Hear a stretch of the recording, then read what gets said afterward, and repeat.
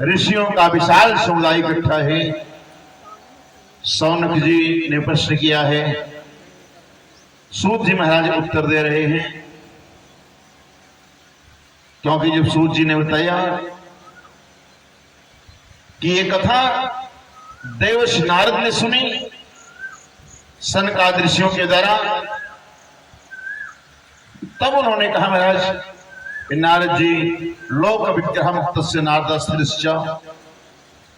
नारद बाबा तो सांसारिक वासनाओं से मुक्त हैं, अस्थिर रहने वाले हैं। हरियास दक्ष का श्राप है, गोदोहन मात्र ही नारद सर्वतिष्ठति। नारद एक स्थान पर केवल गोदोहन मात्र रह सकते हैं। तो महाराज कैसे 7 दिनों तक कथा का श्रवण किया।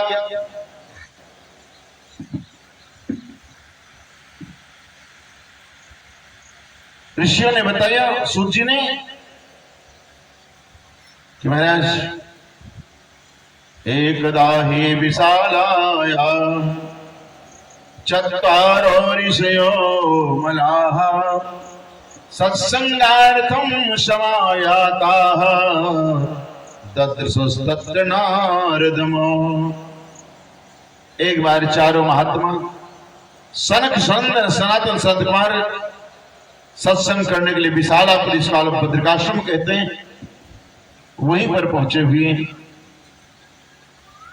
देवर्षि नारद को देखा। जो समय स्वरूप समझ में आया ना, ऋषि लोग घबरा गए, ये नारद को क्या हो गया है।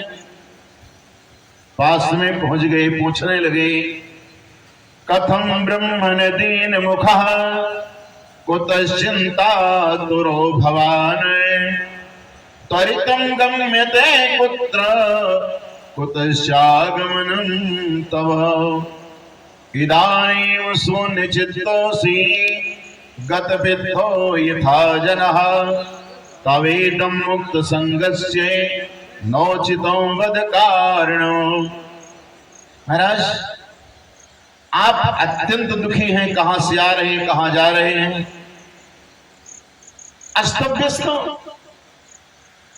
बोले गत वित्तो यथा जनः, आपकी दशा तो वैसे है कि कोई कंजूस व्यक्ति था, पूरे जीवन भर केवल धन का संचय किया, धन का संग्रह किया, और धन को न तो धर्म में खर्चा किया, न घर परिवार के लोगों को लिए व्यवस्था बनाई। महीना 15 दिन में एक दिन अलमारी खोल करके देखे कितना हो गया। तो धन की तो 3 गति है, दान की केवल धर्म के धन की 3 गति है। पहली गति है धर्म, धन को धर्म में खर्चा किया जाए, सो धन धन्य प्रथम गति जागी। और दूसरा मार्ग है भोग, आपने धन का संग्रह किया है तो धन का उपभोग भी करना चाहिए, घर मकान दुकान खूब आराम से खाओ पियो। इन दोनों में जो लोग नहीं खर्च करते हैं, तीसरी गति है नाश, वो धन तो अपने आप समाप्त ही हो जाएगा। लक्ष्मी किसी के पास स्थिर रहने वाली नहीं है। तो वो कंजूस भी यही करता था, घर वालों को बिल्कुल न धर्म में खर्चा करने, घर में भोग के लिए देवे, और स्वयं बेचारा जैसे तैसे सूखी रोटी खा करके जीवन व्यतीत करता था। युवावस्था से वृद्धावस्था आ गई, अलमारी भर गई। विचार कि अगर बैंक में जमा करेंगे तो इनकम टैक्स वाले पहुंच जाएंगे, कोई देखता थोड़े घर के भीतर रखते हैं। और वहीं पर एक चोरों की मंडली थी, कुछ डकैत लोग रहते थे, उनको पता चल गया, बस 3-4 लोग पहुंच गए रात में, 4-6 डंडा खींच करके मारा और अलमारी खुलवा करके बोरी भर के सब लेकर के चले गए, उस कंजूस की क्या दशा होगी? ऋषियों ने कहा नारद तुम्हारी तो यही दशा है, गत वित्तो जनः, जैसे उस व्यक्ति की जो दुर्गति होती है वही तुम्हारी दशा समझ में आ रही है। नारद बाबा ने इन चारों महात्माओं को देखा तो पहले प्रणाम किया और अपनी दशा बताने लगे। अहम तो पृथ्वी व्यातो ज्ञात्वा सर्वोत्तमामिति पुष्करम चा प्रयागम चा काशीं गोदावरीं तथा। महाराज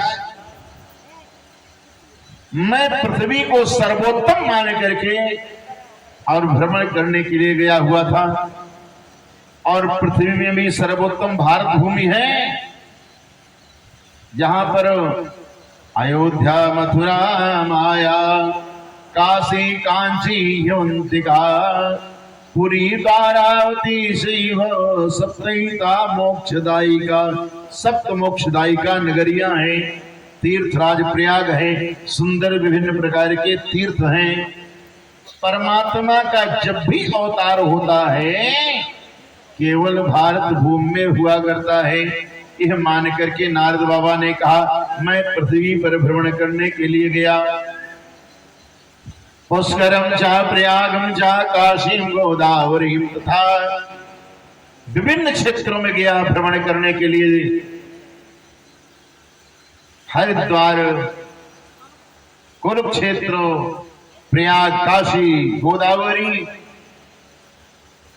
लेकिन समस्त तीर्थों में भ्रमण करते हुए भी नापश्यम क्वचित् शर्मा, पूरी पृथ्वी पर एक भी स्थान ऐसा नहीं देखा जो मन को संतुष्ट करने वाला हुए। हर जगह कलिनाधर मित्रेण, हर जगह पूरी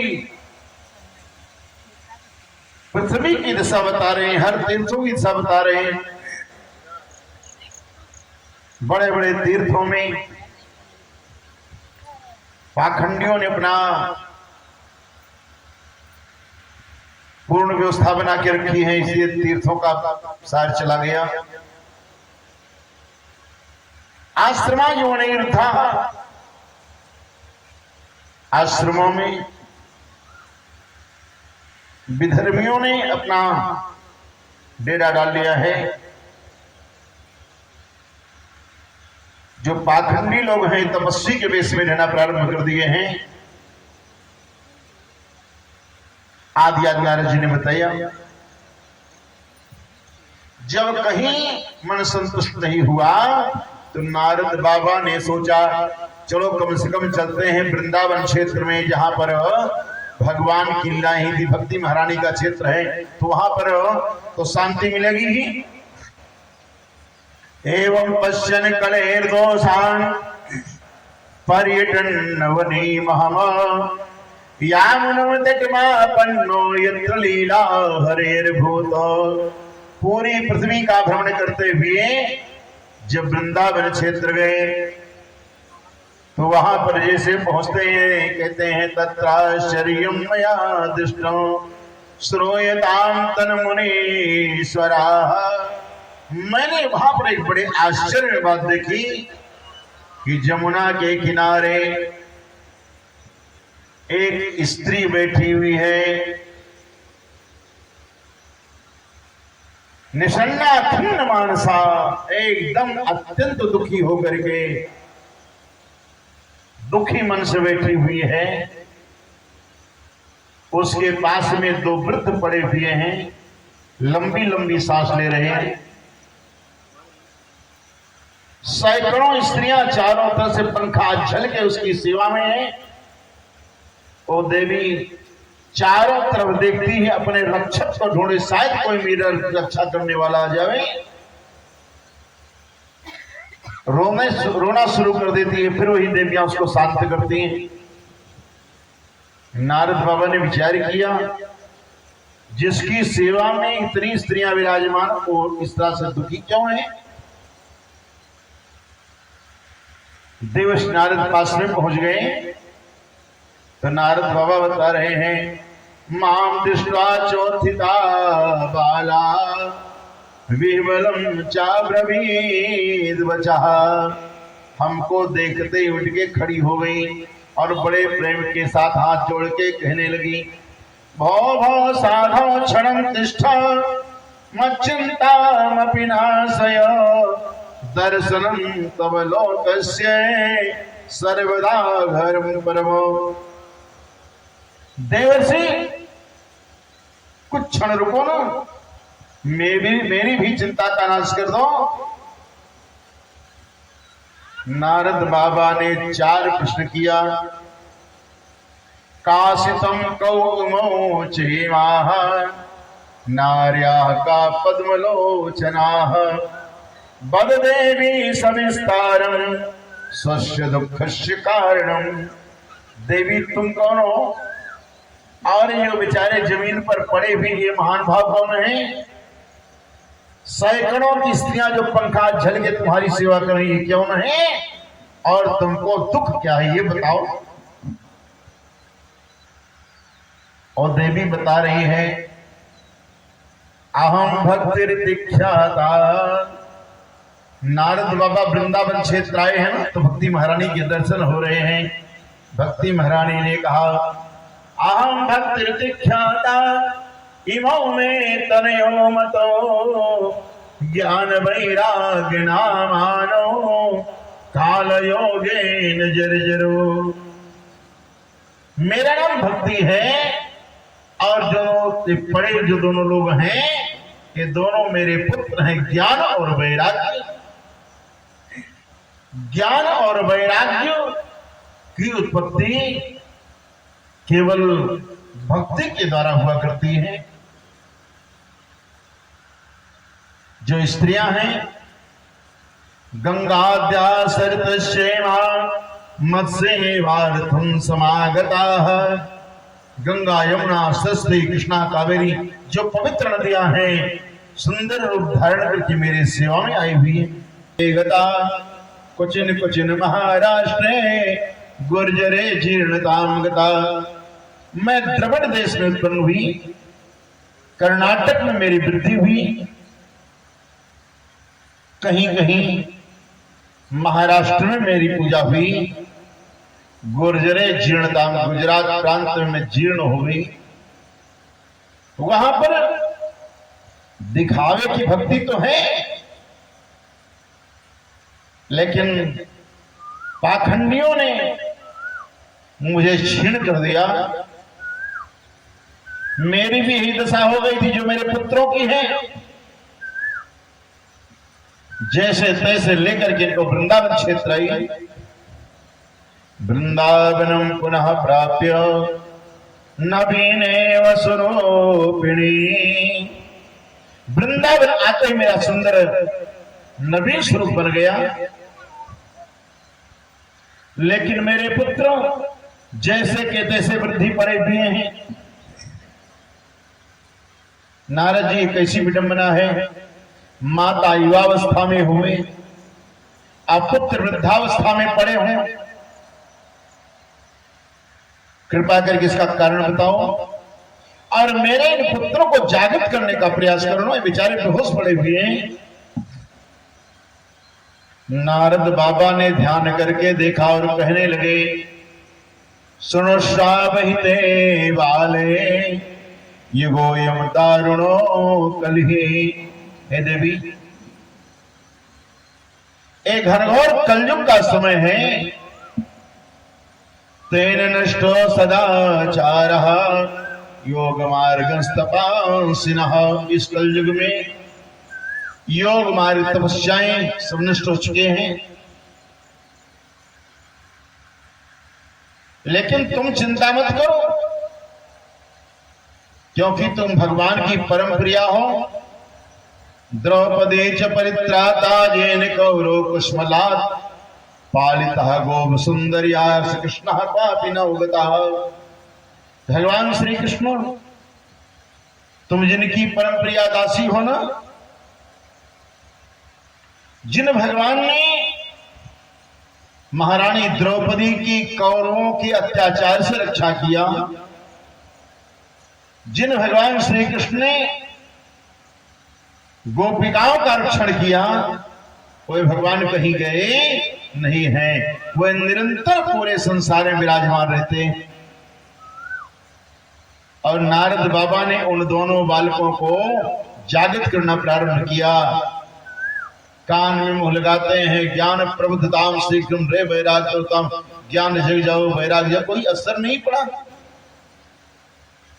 नारद बाबा ने संहिताओं का पाठ किया, वेद मंत्रों का पाठ किया, तमाम पुराणों का पाठ किया, कुछ असर ही नहीं पड़ा।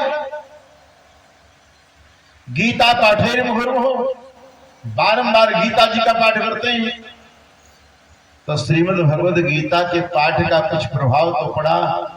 जैसे तैसे जब कई बार पाठ कर चुके, वो दोनों उठ करके बैठ गए, लेकिन बैठ करके चैतन्य नहीं हुए, फिर जमाई लेते हुए जैसे तैसे फिर वहीं पर करवट बदल करके पड़ गए। अब नारद बाबा ने विचार किया, अभी क्या करूं, नहीं कुछ समझ में आया। अपने परम आराध्य भगवान श्री नारायण का स्मरण किया, प्रभु कुछ मार्गदर्शन करो, इन विचारों को कैसे जागृत किया जाए। भगवान का स्मरण करते ही व्योमवाणी तदैवा भूत महर्षे खिद्यता मिति, उसी समय आकाशवाणी वीर से चिंता मत करो, आपका उपाय सफल होगा। इस कार्य के लिए आपको एक सत्कर्म करना पड़ेगा। क्या सत्कर्म करना है? आकाशवाणी ने कहा कथित साध घोषणा है, उसको महात्मा लोग बताएंगे, हम थोड़े बताएंगे। अब नारद बाबा और परेशान हो गए, ये महात्मा लोग कहाँ मिलेंगे, कहाँ पर साधन बताएंगे, ये सत्कर्म है क्या? अरे मैंने वेदों का पाठ किया, पुराणों का पाठ किया, संहिताओं का पाठ किया, क्या ये धर्म नहीं है, सत्कर्म नहीं है? और यदि ये सत्कर्म नहीं है तो किस सत्कर्म के लिए व्याख्या हो रही है? आकाशवाणी भी। नारद बाबा ने भक्ति महारानी को सांत्वना दी, देवी चिंता मत करो, मैं जा रहा हूं, जहां पर संत लोग मिलेंगे मैं तुम्हारे उद्धार का कोई न कोई साधन जरूर करूंगा। भक्ति महारानी ने कहा, देवर्षि मैंने भी निश्चित कर लिया है कि आज के बाद मैं भी तुम्हारे हृदय में निवास करूंगी, मैं तुमको छोड़ के कहीं जाने वाली नहीं हूं। नारद बाबा निकल पड़े महाराज, बड़े बड़े संतों के आश्रमों में गए। जिनके आश्रम में पहुंचते हैं लोगों ने सुना नारद बाबा सत्कर्म की व्याख्या पूछने आ रहे। आपको बुखार हो और किसी डॉक्टर के पास गांव वाले के पहुंच जाओ तो तुरंत 4-5 गोली देगा, 3-4 सुई लगा देगा, इंजेक्शन लगा देगा। और अगर कोई पीजीआई का डॉक्टर आवे और कहे भैया थोड़ा हमको बुखार है, देखो, वो डॉक्टर साहब क्या कहेंगे? अरे क्यों साहब, हमसे आप मजाक कर रहे हो, हम आपको दवा देंगे। नारद बाबा जहां जहां जा रहे हैं देवर्षि पूछ रहे हैं। किसी ने हाथ जोड़ लिया, कोई बेचारे आश्रम में छोड़ के दाएं बाएं हो गए, शिष्यों ने कह दिया हमारे गुरु तीर्थाटन में गए हुए हैं। कुछ महात्मा देख लिए नारद जी आ गए हैं तो बस पट्टी पे लिख के टांग दिया, हमारा तो मौन व्रत चल रहा है, अभी हम बात ही नहीं कर सकते हैं। अब नारद बाबा परेशान, कहीं कोई मिल ही नहीं रहे। और बद्रिकाश्रम आए, तावदर्श सरकान मुनीश्वरान, इन चारों महात्माओं को देखा, साक्षात सूर्य नारायण के समान कांतिमान तेजवान जीव देखा तो नारद बाबा चरणों में गिरे, बोले ततो ही भोरे भागेन भवतो संगमो हि भूत कुमाराः ब्रूतां शीघ्रम कृपां कृत्वा ममोपरि। हमारे ऊपर कृपा करके बतावें कि सत्कर्म कहते किसको हैं। चारों महात्मा मुस्कुराए, एक दूसरे की ओर देखा। महात्माओं ने कहा, नारद, पिता ब्रह्मा ने हम पांचों भाइयों को साथ ही में बैठा के सत्कर्म की व्याख्या की थी, भूल गए क्या? नारद बाबा ने कहा, हमको कुछ याद होता नहीं है, हमारी बुद्धि ठीक नहीं, आप कृपा करके बताओ। सनकादिक महात्माओं ने कहा, पिता ब्रह्मा ने बताया था संसार का सबसे बड़ा सत्कर्म है श्रीमद् भागवत की कथा का आयोजन करना। नारद बाबा ने कहा, श्रीमद् भागवत में है ये क्या है? अच्छा ये बताओ। समस्त वेद पुराण शास्त्रों का सार है। अब जब हमने वेद का पाठ कर दिया, पुराणों का पाठ कर दिया, संहिताओं का पाठ कर दिया, गीता जी का पाठ कर दिया, बचा क्या?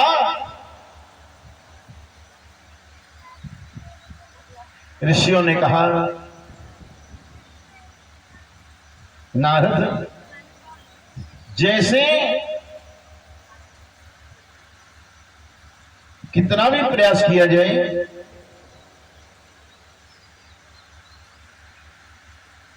आम का फल कितना मधुर और मीठा होता है। कोई कहे जब फल इतना मीठा है तो वृक्षवा कितना मीठा होगा, तो थोड़ा चलो वृक्षवे को काट करके उसकी पत्ता खा ले या थोड़ी डाली खा के देखें कितना मीठा होगा। परिणाम क्या होगा? ना तो पत्ते में मधुरता आने वाली है और कहीं उसकी लकड़ी चबाना शुरू कर, दांत भले टूट जाए, कोई स्वाद क्या उसमें मिलेगा, परमात्मा ही जाने। इसलिए सनकादिकों ने कहा, वृक्ष के चक्कर में मत पड़ो, फल के चक्कर में पड़ो। अब तो महाराज नारद बाबा की समझ में आ गया। देवर्षि नारद ने कहा, एक काम करो महाराज, अब न तो हम कहीं व्यास ढूंढने जाएंगे, अब आप चारों महानुभाव हो, आप ही श्रीमद् भागवत जी कथा का व्याख्यान करो। अब यह बताओ, कथा को करना कहां पर है? चारों महात्मा सत्संग करने गए हुए थे। संतों ने कहा, महाराज गंगा द्वार समीपे तो तटनानंद नाम कमो।